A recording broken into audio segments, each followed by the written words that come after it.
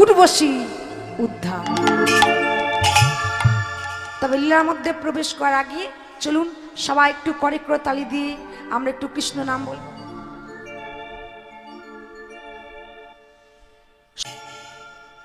এইবার আমরা লীলার মধ্যে প্রবেশ করব। তবে সর্বপ্রথম আমরা জেনে নেব এই যে উর্বশী আসলে কি, তার আসল পরিচয় কি। এই উর্বশী হচ্ছে গোলক স্বর্গের এক অপ্সরা, মানে নর্তকী। উর্বশীর জন্ম কোথায়? কথিত আছে সমুদ্র মন্থনের সময় সমুদ্রের তলদেশ থেকে ইনি উদিত হয়েছে। আর এক জায়গায় কথিত আছে স্বয়ং নারায়ণের উরুদেশে ভেদ করে ইনি উদিত হয়েছিল, তাই নাম হয়েছে উর্বশী। এই উর্বশী ছিল একটু অন্যতম। কেন না, স্বর্গে অনেক অপ্সরা উর্বশী ছিল, যেমন মেনকা, রম্ভা, কিন্তু এই উর্বশী ছিল একটু অন্যতম। এই উর্বশী তার নিজের কক্ষের মধ্যে স্বয়ং নারায়ণকে প্রতিষ্ঠা করে রেখেছিল। নারায়ণকে সেবা পূজা না করে জল গ্রহণ করত না, এতটা তার ভক্তি। এদিকে দেবরাজ ইন্দ্রের সভায় আজকের মেনকা, রম্ভা শুরু করেছে নৃত্য। এদিকে উর্বশী তার কক্ষে বসে তার আরাধ্য দেবতা স্বয়ং নারায়ণের সেবা পূজা করলেন, আর বদনে বলে উঠলেন নমো নমো নারায়ণ পতিত পাবন জগৎপতি তুমি ব্রহ্ম সনাতন। নমো নমো নিতাই গৌর প্রেমানন্দ হরি বল। পতিত পাবন জগৎপতি তুমি ব্রহ্ম সনাতন। নমো নমো নারায়ণ পতিত পাবন জগৎপতি তুমি ব্রহ্ম সনাতন। নমো নমো নারায়ণ পতিত পাবন জগৎপতি তুমি ব্রহ্ম সনাতন।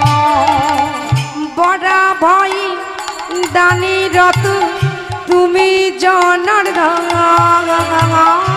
বড় ভয় দানি রত তুমি জনার্দন। বড়া ভাই দানি রত তুমি জনার্দন। বড় ভয় দানি রত তুমি জনার্দন। দুষ্টের দমন তুমি কলুষ নাশন। দুষ্টির দমন তুমি কলুষ নাশন। দুষ্টির দমন তুমি কলুষ নাশন। ব্রহ্ম সনাতন। নমো নমো নিতাই গৌর হরি হরি পাবন জগৎপতি তুমি ব্রহ্ম সনাতন। নমো নমো নারায়ণ পতিত পাবন জগৎপতি তুমি ব্রহ্ম সনাতন। জগৎপতি তুমি ব্রহ্ম সনাতন। জগৎপতি তুমি ব্রহ্ম সনাতন। জগৎপতি তুমি ব্রহ্ম সনাতন। এদিকে উর্বশী যখন তার আরাধ্যা দেবতার সেবা পুজোয় মেতে আছে, ওদিকে মেনকা, রম্ভা শুরু করেছে নৃত্য। হঠাৎ ঘটল তাদের নৃত্যের ছন্দপতন। কারণ এক দেবদূত এসে সংবাদ দিল দেবরাজ ইন্দ্রকে, বললেন দেবরাজ, দেবরাজ আমাদের ইন্দ্রপুরীর দ্বারে মহর্ষি দুর্বাসা এসে উপস্থিত হয়েছে, তিনি আপনার সাক্ষাৎ প্রার্থী। দুর্বাসা মুনির কথা শোনা মাত্র সমস্ত দেবতারা ভয়ে থরথর করে কাঁপছে। কারণ ওমা, এই দুর্বাসা মুনি এত রাগী মুনি ছিল যে সামান্য ভুল তিনি ক্ষমা করতে পারত না। কেউ যদি সামান্য ভুল করেছে সঙ্গে সঙ্গে অভিশাপ দিয়ে ছাই ভস্ম করে দিত, এত বড় ক্ষমতা ছিল তার। কিন্তু দেবতারা ভয় পেল কেন? তাহলে বলি শুনুন। এই দুর্বাসা মুনির পিতার নাম হচ্ছে অত্রি মুনি, মাতার নাম হচ্ছে অনুসূয়া দেবী। এই দুর্বাসা মুনি একদিন স্বর্গের পথ ধরে হেঁটে চলেছিল। হঠাৎ অপর পথ ধরে হেঁটে আসছে নর্তকী রম্ভা। রম্ভার হাতে একটি অপূর্ব সুন্দর ফুলের মালা। ওমা, মালাটা এত সুন্দর দেখতে যে দুর্বাসা মুনি দেখা মাত্র রম্ভার কাছ থেকে চেয়ে বসলো, রম্ভা দেবে গো, তোমার ওই হাতের মালাখানি আমায় দেবে? রম্ভা বলছে, মুনিবর, আপনি মুনি ঋষি মানুষ, ফুলের মালা নিয়ে কি করবেন? এই ফুলের মালা সাধারণত মেয়েরা তাদের খোপায় গোজে, তা আপনি কি করবেন? রম্ভা, দাও না ওই ফুলের মালাখানি, আমি একটু গলায় পরে দেখবো আমাকে কতটা শোভা দেয়। রম্ভা বলছে, আপনি মালা গলায় পরে দেখবেন? এবার বলি, মা, কারো যদি কোনো পছন্দের জিনিস কেউ যদি চায় দিতে একটু সংকোচ বোধ হয় না? যে আমি নিয়ে এলাম জিনিসটা, আমি পরবো বলে, কি আমি মাখবো বলে, আর আমার কাছ থেকে চাইছে। এমন কিছু লোক আছে চাইলে না বলা যায় না, দিতে বাধ্য, কিন্তু মন দিতে চায় না। রম্ভাকে যখন মালাটা চেয়েছে, রম্ভা চিন্তা করছে এত সুন্দর মালাটা নিয়ে এলাম আমি আমার খোপায় দেবো বলে, আর মুনিবার চাইছে। বাবা, বেশি কথা বলা যাবে না, কারণ এই মুনিবার খুব রাগী মুনি, কোথায় অভিশাপ দিয়ে দেবে। সামান্য একটা মালার জন্য আমি অভিশাপ নেব? দরকার নেই, মালা নিয়ে যদি সুখী হয় হোক। কি করেছে দেখুন, মালাটা এখন দুর্বাসা মুনির হাতে দিয়ে রম্ভা এখন চলে গেছে। দুর্বাসা মুনি মালাটা কিছুক্ষণের জন্য গলাতে পড়েছে। গলাতে পড়ে দেখছে তাকে কতটা শোভা দেয়। কিছুটা পথ এগিয়ে গিয়ে আবার মালাটিকে খুলে নিয়ে ভালো করে কি করেছে মা, তার মাথার জটার মধ্যে বেঁধেছে। আবার কিছুটা দূর এগিয়ে গিয়ে চিন্তা করছে যে আমি মুনি ঋষি মানুষ, যদি ফুলের মালা গলায় পরে খপাই বেঁধে ঘুরে বেড়াই, তাহলে তো আমাকে ভালো চোখে দেখবে না। কিংবা ভালো চোখে দেখবে? এই যেমন ধরুন, বর্তমান যুগে সত্যি কথা মানুষ এখন অনেক পরিবর্তন হয়েছে। অনেক দেখা যায় মানুষরা সব ভক্তির পথ আশ্রয় করেছে। বলুন তো, আগেকার দিনে একাদশী ব্রত কারা করত? হ্যাঁ, যারা স্বামী হারিয়েছে সেই মায়েরা একাদশী ব্রত করত। বর্তমান যুগে একাদশী ব্রত দেখবেন বাচ্চা থেকে বুড়ো সবাই করছে। কারণ মানুষ এখন ভক্তির পথটা বেশি আশ্রয় করছে। কিছু মানুষ আবার সব কিছু ত্যাগ করে দিয়ে ধুতি পাঞ্জাবি পরেছে, কণ্ঠে তুলসীর মালা, গলায় জপের মালা, কপালে তিলক, তারা সবকিছু ত্যাগ করে দিয়েছে ভগবানের জন্য। এবার বলি, তাহলে হয়তো আপনাদের পাড়ায় কেউ একজন ভক্তির পথ আশ্রয় করেছে। আপনারা দেখলেন মানুষটার কত পরিবর্তন, সবকিছু ত্যাগ করে দিয়েছে, এমনকি জামা প্যান্টও ছেড়ে দিয়ে ধুতি পাঞ্জাবি পরে ঘুরে বেড়াচ্ছে। হঠাৎ একদিন আপনার লক্ষ্য পড়ল যে সেই মানুষটা ওই ধুতি পাঞ্জাবি সবকিছু আবার ত্যাগ করে দিয়ে আগের মতো আবার জিন্সের প্যান্ট আর গেঞ্জি পরে ঘুরে বেড়াচ্ছে। তাহলে আপনার দেখা মাত্র কি মনে ভাবটা নেবে? দেখেছো তো, দুদিনের জন্য সাধু হলো। খারাপ মনোভাব আসবে না? বলুন, আসবে তো। তাহলে ভাবুন, দুর্বাসা মুনি এত বড় একটা মুনি মানুষ, যারা গলায় থেকে রুদ্রাক্ষের মালা, সে আজকের গলায় যদি ফুলের মালা পরে ঘুরে বেড়ায়, লোকে কি ভালো চোখে দেখবে? নিজেই বিচার করলো, আর বিচার করে চিন্তা করছে না না না এই আমার বড় ভুল হচ্ছে। তাহলে এক কাজ করি, এত সুন্দর মালাটা আমি কাউকে উপহার দেব, কিন্তু কাকে দেব? কাউকে তো দেখতে পাচ্ছি না, কাকে দেব মালাটা? কার গলায় গিয়ে ওই তো ওই তো ওই তো হাতির পিঠে চেপে দেবরাজ ইন্দ্র আসছে। তাহলে এই মালাটা আমি দেবরাজকে দেব, কারণ ওই দেবরাজ হচ্ছে স্বর্গের রাজা, রাজার গলায় নিশ্চয়ই মালাটা শোভা দেবে। ওমা, দূর থেকে মালাটা এমন ভাবে ছুঁড়েছে যে মালাটা একেবারে গিয়ে পড়েছে দেবরাজ ইন্দ্রের গলায়। দেবরাজ ইন্দ্র মালাটি গলায় পড়ে একবারও চিন্তা করলো না যে মালাটা কে দিয়েছে, বরঞ্চ সে মালাটা পরে চিন্তা করছে কি আমার গলায় মালাটি কে দিল? কার এত বড় সাহস আমাকে ফুলের মালা দিয়েছে? সে কি জানে না আমি হচ্ছি দেবরাজ, আমি স্বর্গের রাজা। আমার সারা গায়ে হিরে মানি মুক্ত দিয়ে সাজানো, যে সিংহাসনে বসি সিংহাসনটি সোনা মানিক দিয়ে সাজানো, সামান্য একটা ফুলের মালা আমি গলায় পরব? ক্রোধ ভরে মালাটি কি করেছে মা, আজকে গলা থেকে খুলে দিয়ে এখন হাতির পিঠে বসেছিল হাতির মাথায় দিয়েছে। হাতি কি মালার মূল্য বোঝে? বোঝে না, তার মাথায় অস্বস্তি হচ্ছে, তাই সে কি করেছে বারবার ওই মাথাটি নাড়িয়ে নাড়িয়ে নাড়িয়ে এখন মালাটা দিয়েছি মাটিতে ফেলে। শুধু মালাটা মাটিতে ফেলে দিল না, সেই হাতি তার পা দিয়ে মালাটা দোলেও দিয়েছে।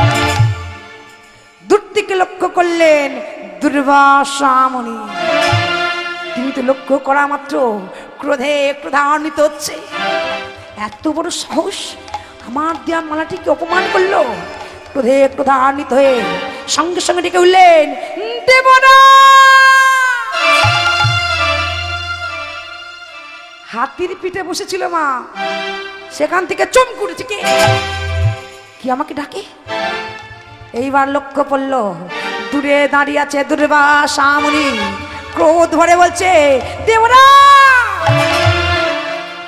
তোমার এত বড় স্পর্ধা, তুমি আমার দেয়া উপহারকে অপমান করো? তোমার বড় অহংকার হয়েছে না ঐশ্বর্যের? দেবরাজ স্বর্গের রাজা বলে তোমার এত ঐশ্বর্যের অহংকার? স্বর্গে লোকটি বিরাজমান বলে এত তোমার ঐশ্বর্যের অহংকার?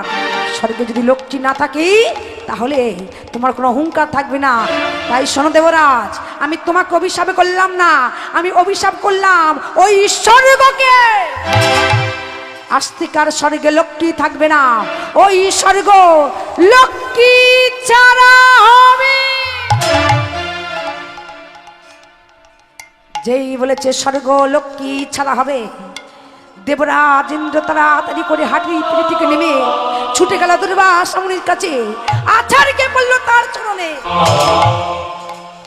বারবার চরণ ধরে ক্ষমা চাইল। ক্ষমা করুন মুনিবর, ক্ষমা করুন, আমার ভুল হয়ে গেছে, ক্ষমা করুন। কিন্তু ক্ষমা পেল না। দুর্বাসা মুনি ক্রোধ ভরে ফিরে গেল, আর দেবরাজ ইন্দ্র নয়নে জলে বক্ষ ভাসিয়ে কাঁদতে কাঁদতে ছুটে গেল কোথায়? সেই স্বর্গে।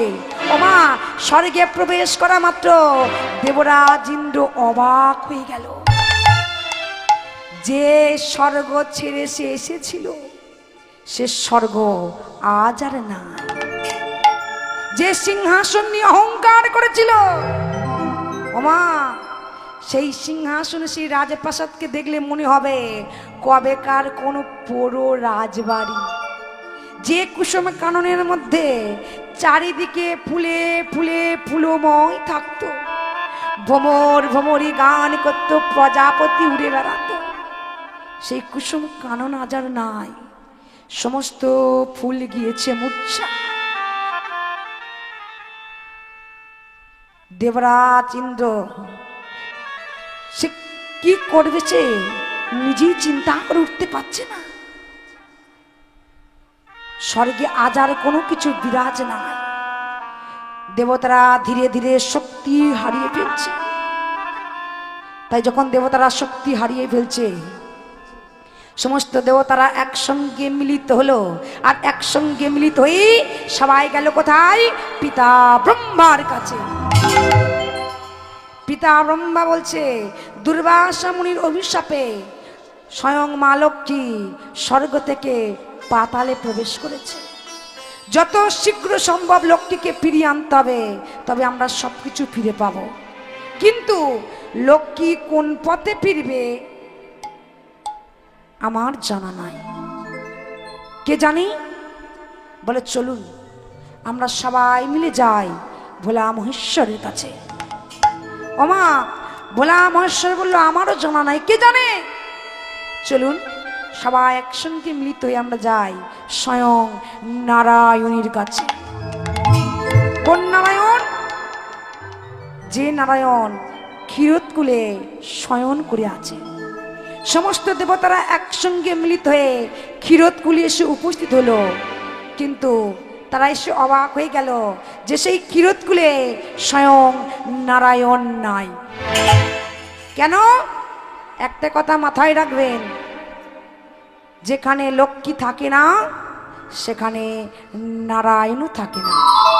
তাই সমস্ত দেবতারা একসঙ্গে মিলিত হয়ে সবাই কর জোড়ো করে আজকের স্বয়ং নারায়ণের শরণাপন্ন হলো।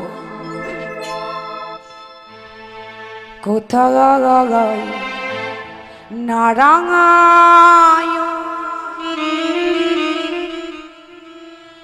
দেখা দাও, দেখা দাও, পতিত পাবন তুমি শ্রী মধুসূদন। কোথায় নারায়ণ দেখা দাও, দেখা দাও, পতিত পাবন তুমি শ্রী মধুসূদন। কোথায় শঙ্খ চক্র, শঙ্খ চক্র গদা পদ্মধারী, বিপদ ভঞ্জন তুমি তারিণী। শঙ্খ চক্র, শঙ্খ চক্র গদা পদ্মধারী, বিপদ ভঞ্জন তুমি তারিণী। শঙ্খ চক্র, শঙ্খ চক্র গদা পদ্মধারী, বিপদ ভঞ্জন তুমি তারিণী। শঙ্খ চক্র, শঙ্খ চক্র গদা পদ্মধারী, বিপদ ভঞ্জন তুমি তারিণী। তোমার চরণে শরণ নিলাম, তোমারি চরণে শরণ নিলাম, তোমারি চরণে শরণ নিলাম। লহ গো প্রণাম আমার, লহ গো প্রণাম। তোমারি চরণে শরণ নিলাম, তোমারি চরণে শরণ নিলাম। লহ গো প্রণাম, লহ গো প্রণাম। কোথায় নারায়ণ দেখা দাও, দেখা দাও, পতিত পাবন তুমি শ্রী মধুসূদন। কোথায় নারায়ণ দেখা দাও, দেখা দাও, পতিত পাবন তুমি শ্রী মধুসূদন। নারায়ণ নারায়ণ দেখা দাও, দেখা দাও, নারায়ণ নারায়ণ দেখা দাও, দেখা দাও, নারায়ণ নারায়ণ দেখা দাও, দেখা দাও। নারায়ণ নিতাই গৌর হরি হরি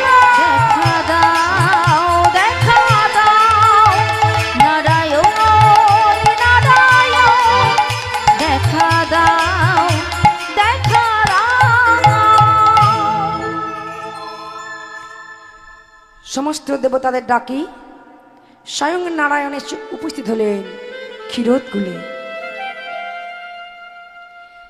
আর ক্ষীরোদকুলে আসা মাত্র বললেন, হে দেবতাগণ, আপনারা কেন এসেছেন আমি জানি, তবে লক্ষ্মী শুধু স্বর্গে থেকে যায়নি, আমার বাম পাশ থেকে লক্ষ্মী পাতালে প্রবেশ করেছে। যত শীঘ্র সম্ভব লক্ষ্মীকে ফিরিয়ে আনতে হবে। আর লক্ষ্মী ফিরবে একটিমাত্র পথ, সেটা হলো সমুদ্র মন্থন করতে হবে।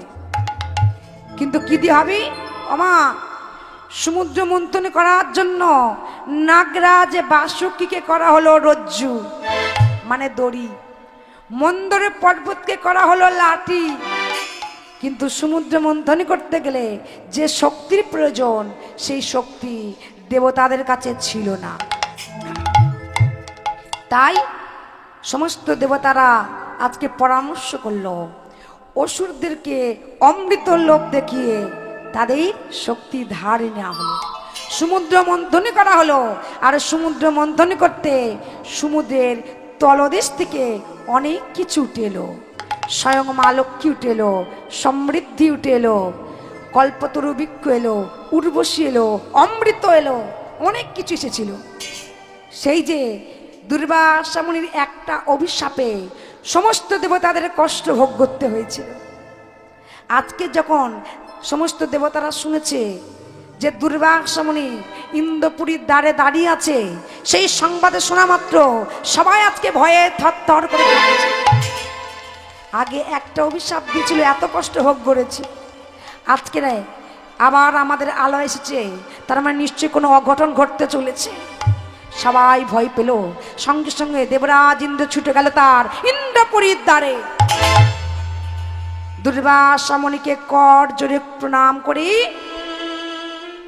নিয়ে এলো তার রাজসভায়, নিজেরই সিংহাসনে বসিয়ে নিজের হাতে চরণ ধৌত করে দিল। কর জোরে করে বলছে, মুনিবর বলুন আমি আপনার কি সেবা করতে পারি? তবে বাবা এখানে একটা ব্যাপার আছে, স্বর্গে তো অনেক জায়গা আছে, কিন্তু দুর্বাসা মুনি কেন আজকের দেবরাজ ইন্দ্রের কাছে এসেছে? কি কারণ? তবে কারণটা ছোট্ট করে বলি। এই দুর্বাসা মুনি সবে মাত্র 10,000 বৎসর তপস্যা করে সে তার সাধনায় সিদ্ধি লাভ করেছে। কিন্তু এই যে 10,000 বৎসর তপস্যা করেছে, তার জন্য কি হয়েছে বাবা? তার সমস্ত ইন্দ্রিয়গণ শক্তি হারিয়ে ফেলেছে। তাই সমস্ত ইন্দ্রিয়গণ আজকে বললেন, হে মহর্ষি, আপনাকে আপনার সাধনায় সিদ্ধি লাভ করাতে গিয়ে আমরা সবাই শক্তি হারিয়ে ফেলেছি। তাই অতি শীঘ্র আমাদের শক্তি ফিরিয়ে দেবার ব্যবস্থা করুন। আমা প্রথম বলে উঠল কণ্ঠস্বর, হে মহর্ষি, আপনি অতি শীঘ্র কোনো পানীয় দ্রব্য গ্রহণ করুন, যাতে আমি কণ্ঠে বসে শক্তি ফিরে পাই। আমা তারপরে বলে উঠলেন, জিহ্বা, হে মহর্ষি, আপনি অতি শীঘ্র কোনো সুস্বাদু দ্রব্য গ্রহণ করুন, যাতে জিহ্বায় বসে আমি স্বাদ গ্রহণ করতে পারি। তারপরে বলিল নাসিকা, হে মহর্ষি, আপনি এমন কোনো স্থানে যান যেখানে সুন্দর ঘ্রাণ অর্থাৎ গন্ধ আমি গ্রহণ করতে পারি। তারপরে বলে উঠল কর্ণ, হে মহর্ষি, আপনি এমন কোনো স্থানে যান যেখানে সুন্দর সঙ্গীত, সুন্দর কণ্ঠস্বর আমি শ্রবণ করতে পারি। তারপরে বলে উঠল নয়ন, হে মহর্ষি, আপনি এমন কোনো স্থানে যান যেখানে মনোরম দৃশ্য দেখে নয়ন সার্থক হয়। তারপরে বলল মন, হে মহর্ষি, আমি হলাম মন, আমি যখন যেখানে ইচ্ছা যেতে পারি, কিন্তু আপনাকে আপনার সাধনায় সিদ্ধি লাভ করাতে গিয়ে আমি কোথাও যেতে পারিনি। আমাদের সবার ইচ্ছা আপনি এমন কোনো স্থানে যান যেখানে সবার মনোবাসনা পূর্ণ হয়। সঙ্গে সঙ্গে দুর্বাসা মুনি চিন্তা করলো, সত্যি তো আমি আজকে নিজেকে বড় দুর্বল বলে মনে করছি, কারণ তোমরা তো আমার শরীরের অংশ, তোমরা শক্তি হারিয়ে ফেলেছো, মানে আমি দুর্বল হয়ে পড়েছি। তাই অতি শীঘ্র তোমাদের আমি শক্তি ফিরিয়ে দেব। কিন্তু স্বর্গে এমন কোন স্থান আছে যেখানে গেলে সবার মনে ইচ্ছা পূর্ণ হবে? কোথায় না, দেবরাজ ইন্দ্রের আলয়, ওই ইন্দ্রপুরী। ওই ইন্দ্রিয়গণকে সুখ দান করাবার জন্য, শক্তি ফিরে পাবার জন্য তিনি এলেন আজ দেবরাজ ইন্দ্রের কাছে।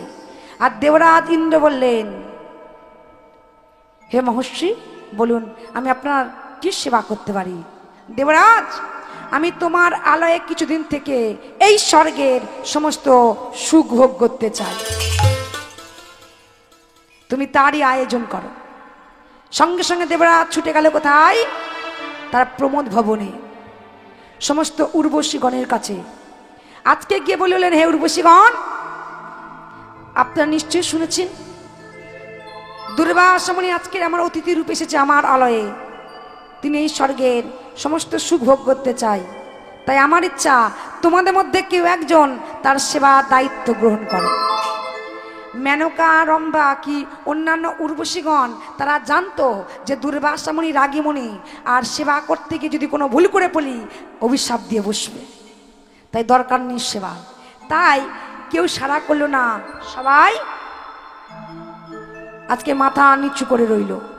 কিন্তু উর্বশী জানতো না, তাই যখন বারবার বলছে কেউ নেই আমার অতিথির সেবা দেবে, তখন উর্বশী বলে ফেলেছে, দেবরাজ আপনি নিশ্চিন্ত থাকুন, আমি কথা দিচ্ছি আমি আপনার অতিথির সেবা দেব। উর্বশী, সত্য কথা বলছি। তাহলে এক কাজ করো, তুমি শীঘ্র যাও, অপরূপ সুন্দর সাজে সজ্জিত হও, আর তুমি তোমার নৃত্য দিয়ে, তোমার সঙ্গীত দিয়ে আমার অতিথির সেবা দিও। দেবরাজ তাই হবে। ওমা, এদিকে কি হলো? দেবরাজ ইন্দ্র গেল তার রাজসভায়, আর উর্বশী তার কক্ষে অপূর্ব সুন্দর সাজে সজ্জিত হলো। এইবার গেল তার আরাধ্য দেবতা স্বয়ং নারায়ণের কাছে। কর জোড়ো করে বলল, ওগো প্রাণের ঠাকুর, ওগো আমার প্রাণের দেবতা, তুমি তো জানো আমি চলেছি অতিথির সেবা দিতে, তুমি আমি আশীর্বাদ করো প্রভু, আমি যেন আমার মনে প্রাণ উজাড় করে অতিথির সেবা দিতে পারি। তাকে প্রণাম জানিয়ে আজকে বললেন, আমায় এই আশীর্বাদ দাও হে দয়া, সপি মন প্রাণ তার সেবা। আমার এই আশীর্বাদ দাও হে দয়া,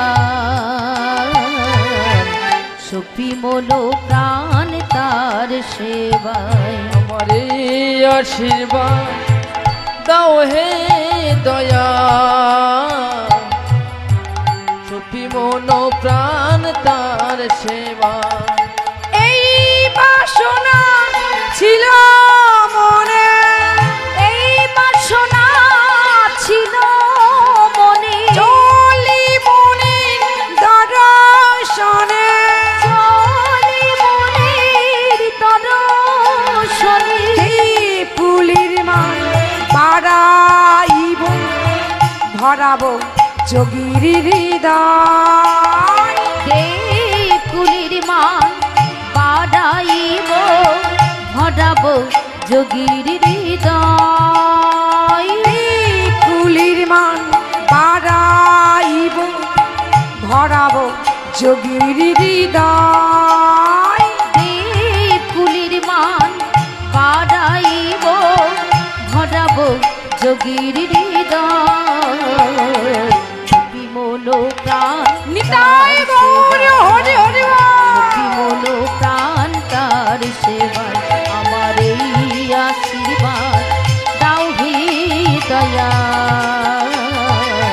সখী মন প্রাণ তার সেবায় আমি, সখী মন প্রাণ তার সেবায় আমি, সখী মন প্রাণ তার সেবায়।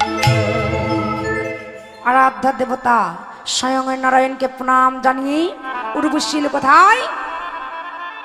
দেবরাজ ইন্দ্রের সভায়। ওমা, সবার মধ্যে প্রবেশ করা মাত্র তার লক্ষ্য পড়ল যে সেই সবার মধ্যে চারিদিকে সমস্ত দেবতারা বসে আছে, কিন্তু একই দেবরাজ ইন্দ্রের আসনে যিনি বসে আছে এই তাহলে সেই দুর্বাসা মুনি। কিন্তু কি এই মুনিবরকে দেখে তো কোনো মানুষ বলে মনে হচ্ছে না, মনে হচ্ছে এই মুনিবর যেন পশুর ন্যায় দেখতে। দেখুন ভুল, দেখুন উর্বশী যখন রাজসভায় প্রবেশ করলো, বাবা যে কোনো রাজসভায় প্রবেশ করলে কি হয়? প্রথমে গিয়ে আগে প্রণাম করতে হয়। উর্বশী কি করলো? সভায় প্রবেশ করা মাত্র প্রণামটুকু করতে ভুলে গেল। দ্বিতীয়ত দুর্বাসা মুনিকে দেখা মাত্র পশুর ন্যায় জ্ঞান করলো, মানে তার মনে হলো যে মুনিবর যেন পশুর মতো দেখতে। আর তৃতীয়ত সে কি ভুল করলো দেখুন, মুনিবরকে দেখা মাত্র তার মনের মধ্যে অহংকার জন্ম নিল। আমি এত সুন্দর দেখতে, আমি এত সুন্দর সেজে এসেছি, আমি এসেছি আমার নৃত্য আমার সঙ্গীত অর্পণ করতে, কিন্তু কার চরণে? এই পশুর মতো দেখতে মানুষটির চরণে? না না, আমি পারবো না, আমি পারবো না আমার সঙ্গীত আমার নৃত্য অর্পণ করতে, আমি পারবো না। পরক্ষণে চিন্তা করলো, দেবরাজ ইন্দ্রকে যে কথা দিয়েছে সে কথা তো আমায় রাখতে হবে। এই দেখুন, ভগবান সব সহ্য করলেও দুটো জিনিস সহ্য করে না। এক হচ্ছে ভক্তির চোখের জল, আর দুই হচ্ছে ভক্তের অহংকার। এর আগে আমরা প্রমাণ পেয়েছি দেবরাজ ইন্দ্র ঐশ্বর্যের অহংকার করেছিল বলে তাকে অভিশাপ প্রাপ্ত হতে হয়েছিল। এখন উর্বশী সেই কাজটাই করলো, অহংকার করলো, তবে সে তার রূপের অহংকার করলো। আমি এত সুন্দর দেখতে, আমি এত সুন্দর সেজে এসেছি, আমি এসেছি আমার নৃত্য আমার সঙ্গীত অর্পণ করতে।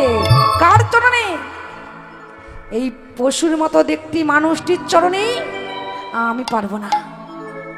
কিন্তু দেবরাজকে যে কথা দিয়েছে, তাই অনেক চিন্তা ভাবনা করে সে স্থির করলো যে সে নৃত্য করবে। তবে একটা কথা মাথায় রাখুন মা, ইচ্ছার বিরুদ্ধে গিয়ে কোনো কাজ করলে সেই কাজ কোনোদিন ভালো হয় না। কি ভালো হয়? ভালো হয় কি? ভালো হয় না। আজকে উর্বশীর ইচ্ছা নেই নৃত্য করার, তবু সে নৃত্য শুরু করলো।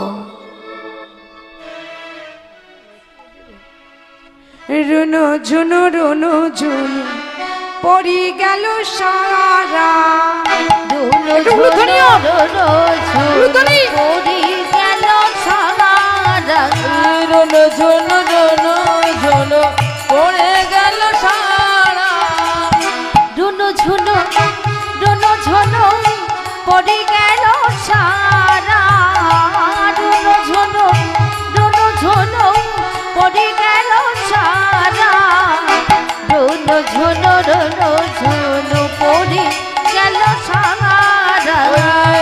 ঝুনু রুনু ঝুনু পড়ে গেল সারা। রুনু ঝুনু রুনু ঝুনু পড়ে গেল সারা।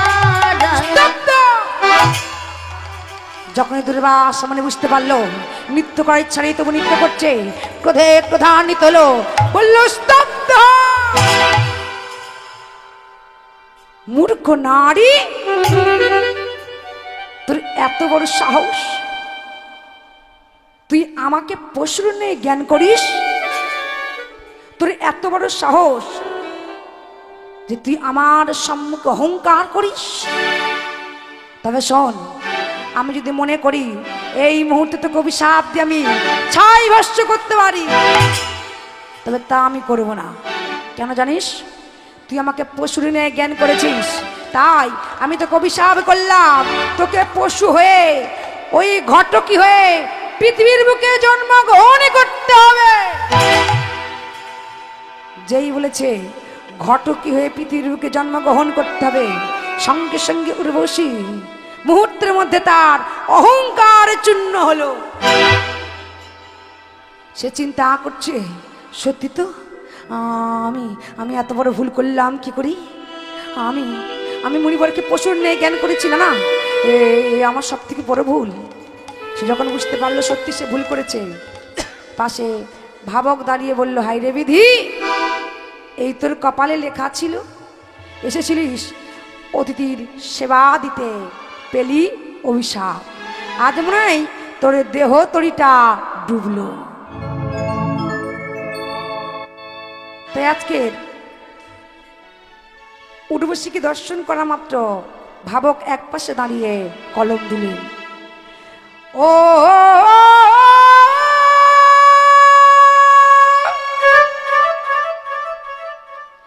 ও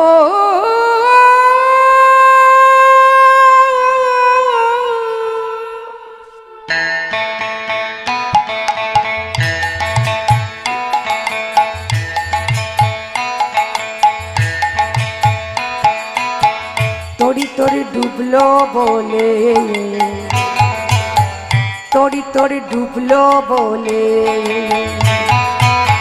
তরি তরি ডুবলো বলি, তরি তরি ডুবলো বলি, তরি তরি ডুবলো বলে, তরি তরি ডুবলো বলে।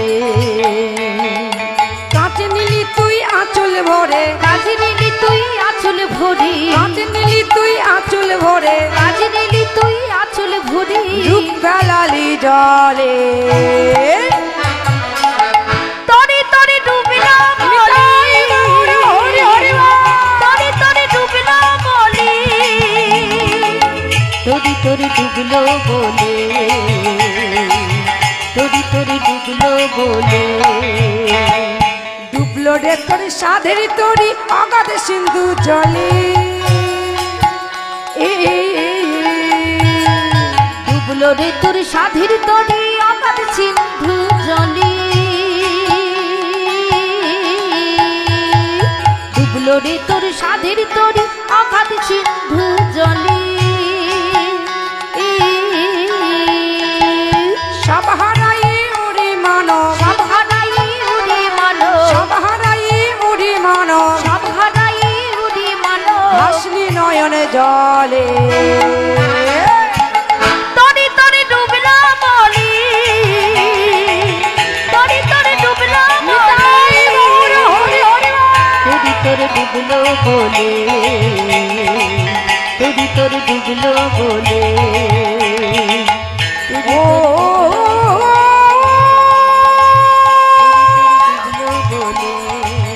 ও